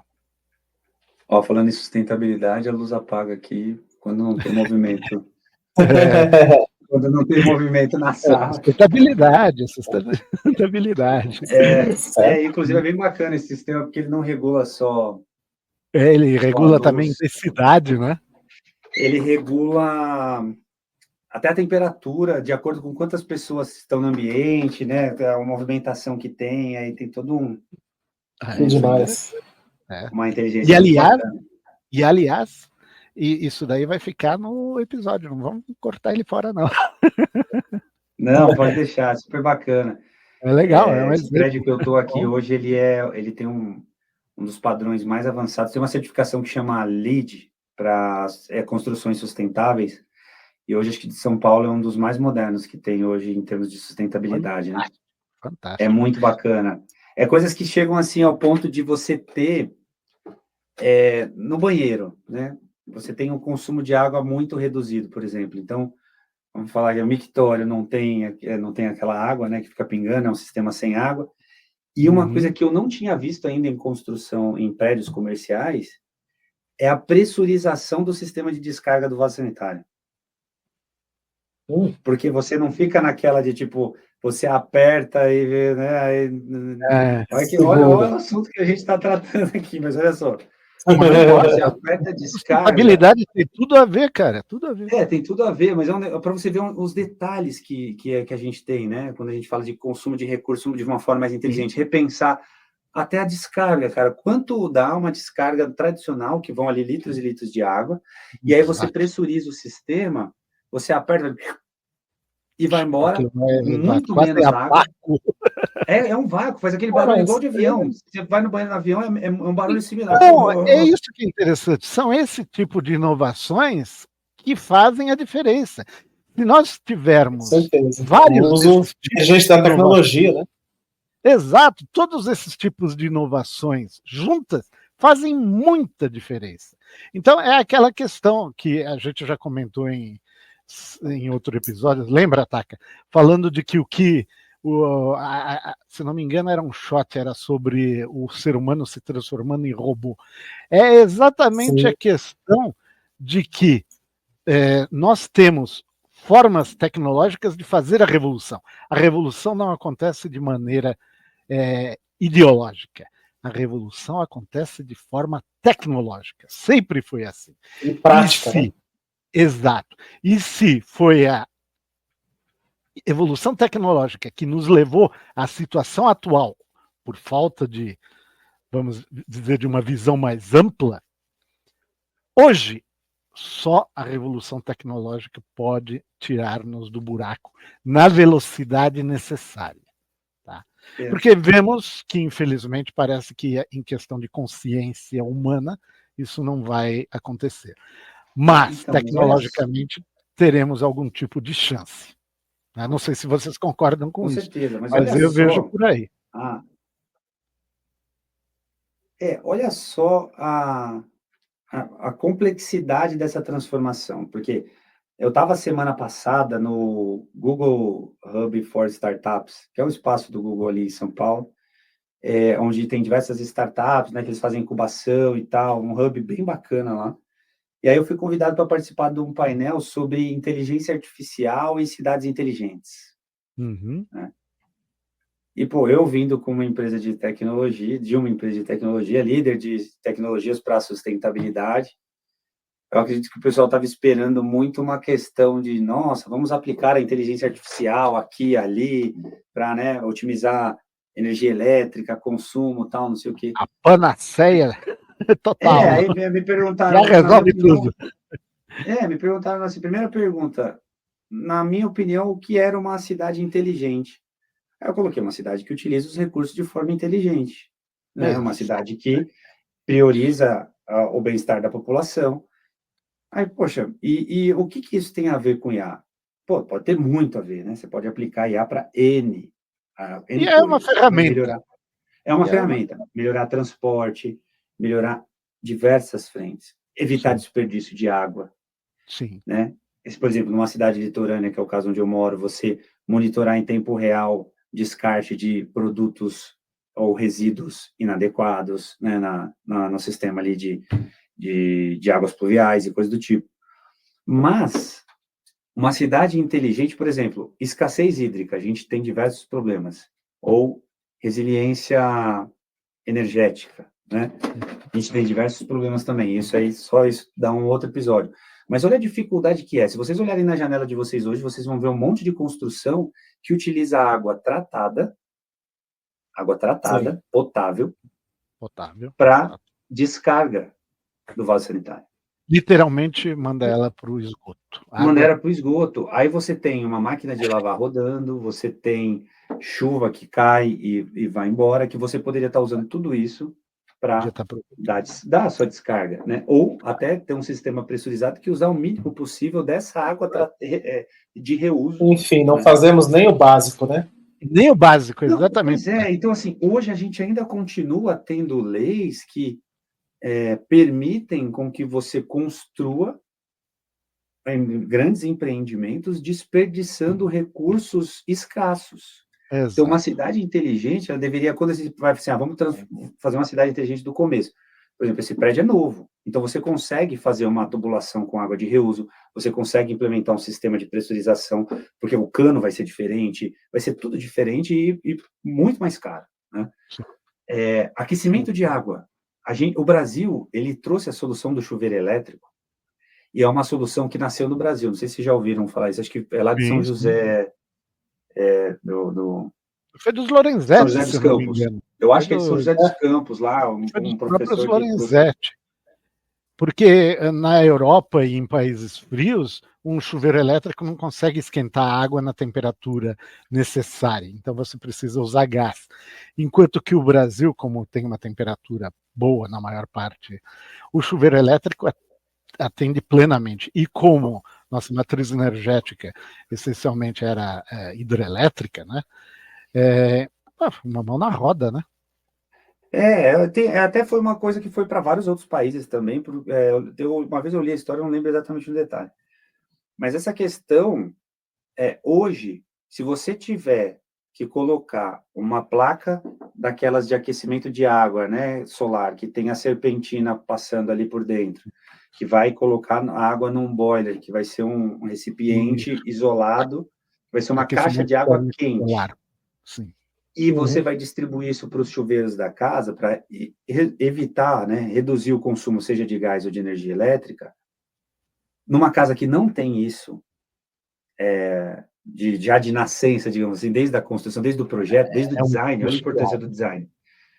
Você tem que quebrar a casa, você tem que fazer uma obra muito grande. Sim. Dá para fazer? Dá para fazer. Mas tem um trauma ali, né? Hoje, por exemplo, você vê a rede de distribuição de gás passando em diversas casas. Mas e para esse gás chegar dentro da casa e chegar no fogão da pessoa ou no aquecedor do chuveiro e coisa do tipo? Você tem que quebrar tudo. Outra obra. Então, sim, olha a dificuldade que é você transformar algo que não foi pensado já com sustentabilidade no princípio. E são coisas das mais básicas. Eu posso ter uma casa que ela tem um isolamento térmico melhor, para eu ter que usar menos ar-condicionado. Eu posso aproveitar mais luz. Não fazemos aqui no Brasil, isolamento térmico. Eu posso aproveitar mais luz solar para evitar consumo de energia. Então, são várias iniciativas coisas que assim, podem fazer diferença. Exatamente. Então, sabe, a gente ser exposto a esse tipo de coisa, né? Que nem o sensor, que nem a pressurização do sistema de descarga no vaso sanitário e tal. É um negócio que você fala, caramba, né? Como é que a gente ainda não faz? E não fazemos. Então, para mim, a gente tem tanta coisa básica, né? para resolver antes de chegar na aplicação da inteligência artificial que... É verdade. Né? Eu acho que dá para usar a inteligência artificial para várias coisas, né? Mas muito antes disso, por exemplo, eu trabalhei num projeto da Saneago, não trabalhei num projeto, né? Eu já cheguei a vender produtos para a Saneago, que é a companhia de saneamento de águas lá de Goiás, saneamento e esgoto lá de Goiás, que eles tinham um projeto que eles fizeram toda a telemetria da rede de distribuição de águas, né, de água tratada deles. Então, eles fizeram todo um sensoriamento em pontos estratégicos, que se eles identificassem uma queda de pressão em algum lugar, tinha lá um equipamento que mandava um sinal para um centro de controle, e eles falavam, opa, tem um vazamento. Esse vazamento, sem um sistema desse, você demora, se ele for para cima, ele pode demorar dias, semanas para ele aparecer, começar a minar água e alguém ver que já foram litros e litros de água. Se ele for para baixo, é pior, né? Porque se ele for para baixo, você vai ter uma cratera ali em algum momento, vai ter aquele buraco. Só vai descobrir quando abrir o chão. Exatamente.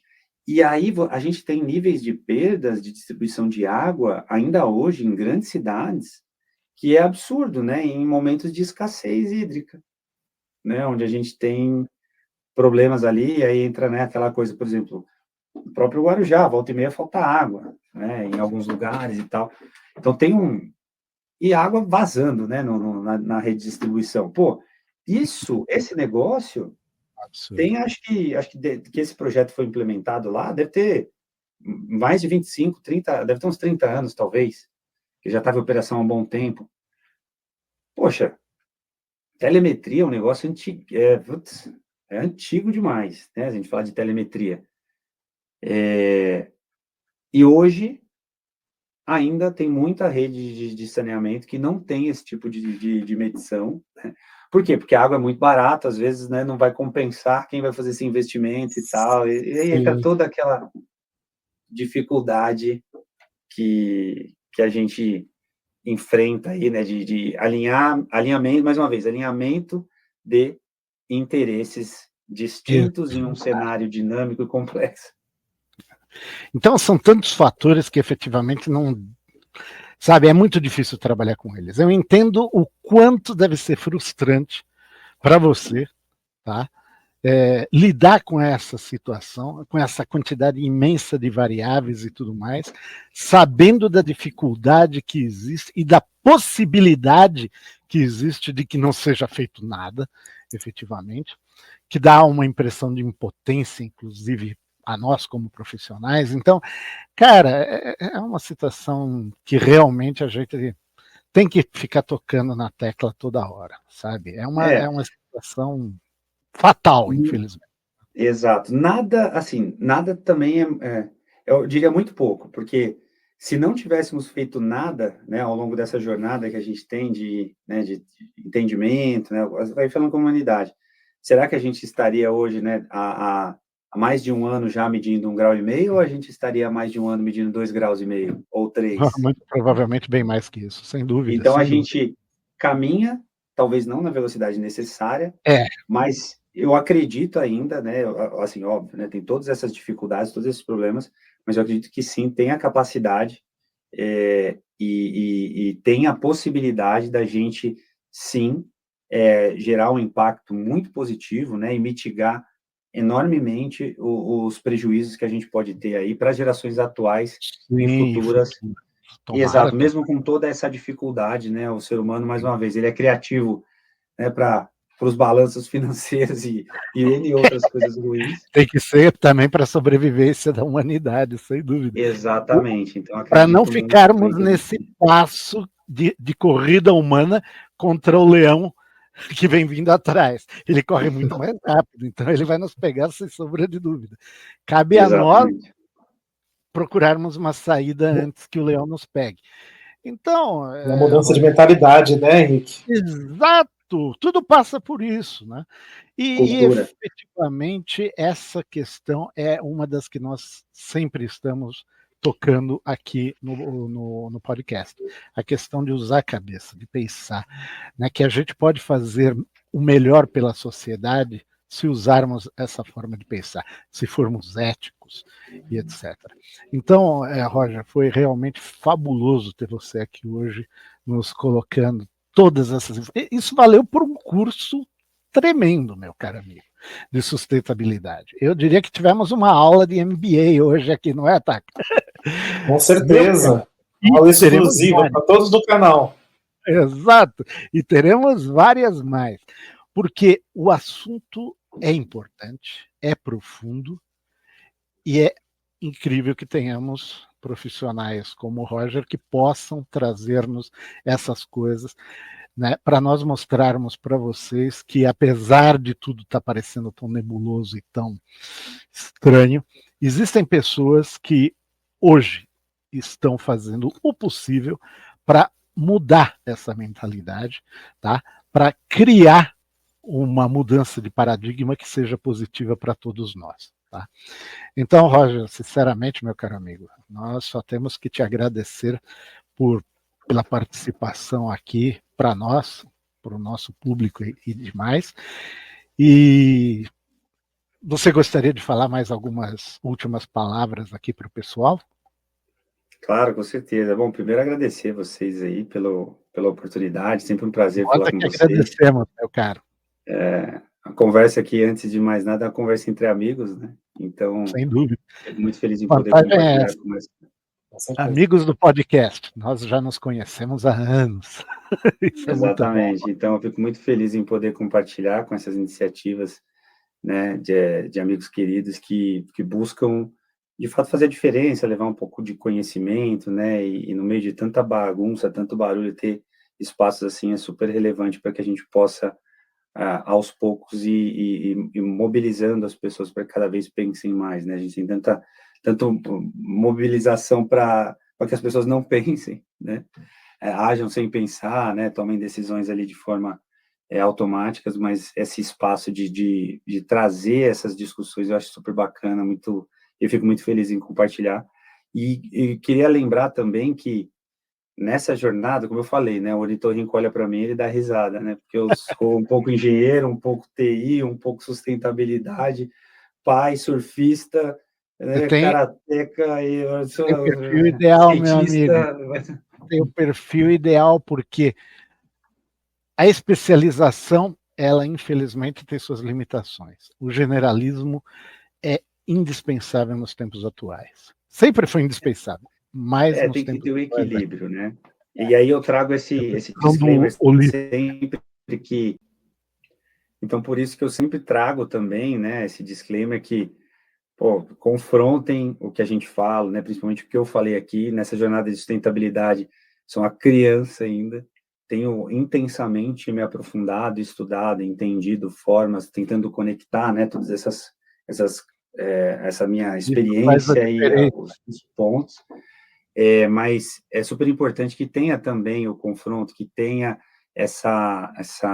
a correção, às vezes, de alguma besteira que eu falei aqui, alguma coisa, né, que alguém pode trazer um ponto de vista diferente, uma outra alternativa aqui, uma linha de pensamento diferente também, acho que isso é super válido e, enfim, estou sempre à disposição para aprender, acho que esse que é o ponto, né? Eu tenho acho que uma facilidade, muitas vezes, de comunicar, de conectar, de talvez trazer alguns assuntos complexos, eu tento simplificar de forma que fica mais acessível, né, para todas as pessoas, mas isso, obviamente, não chega muitas vezes num nível de profundidade em alguns temas, então eu posso cometer erros como qualquer pessoa, acho que é super saudável a gente ter essa troca e o aprendizado constante.